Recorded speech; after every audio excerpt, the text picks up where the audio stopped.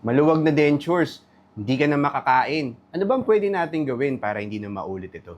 Meron kang tatlong choice pag wala ka ng ipin. Pwedeng complete dentures, up and down. Pwedeng complete dentures na may dalawang implant. At pwedeng fixed bridge na may 4 na implant na walang ngala-ngala. So yun yung tatlo na pwede natin gawin. Lahat sila magaganda, lahat sila makakakain, at lahat sila komportable. Pero, mas masarap kumain kapag semi naka-fix ng konti yung pustiso, like this one. Ito may dalawang implant.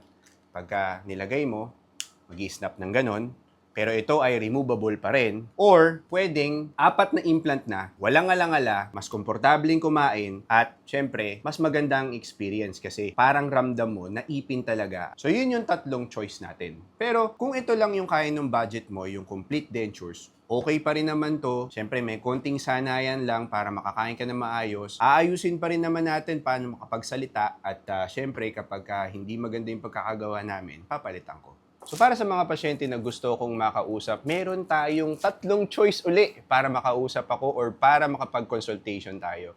Ang pinakabago namin ngayon ay AI consultation. Pwede nyo i-download ang ating app. Ito ang ating QR code. I-download nyo yung app. Pwede kayong mag-pictures sa cellphone nyo and makikita ni AI at sasabihin ni AI kung ano ba ang problema ng bibig nyo. Pangalawa ay online consultation. Pwede kayong mag-online consultation at the comfort of your home. At i-schedule lang natin at mag-uusap tayong dalawa. At ang pinakamaganda, syempre, ang actual consultation para talagang mas maganda ang magawa ko. At sa actual consultation, tayo ay magsi-CT scan, X-ray, pictures, lahat ng diagnostic na pwede natin gawin para malaman nyo kung paano kayo papagandahin. So thank you guys for watching my videos guys. Ako nga po pala si Doc Sly Bukad, and goodbye.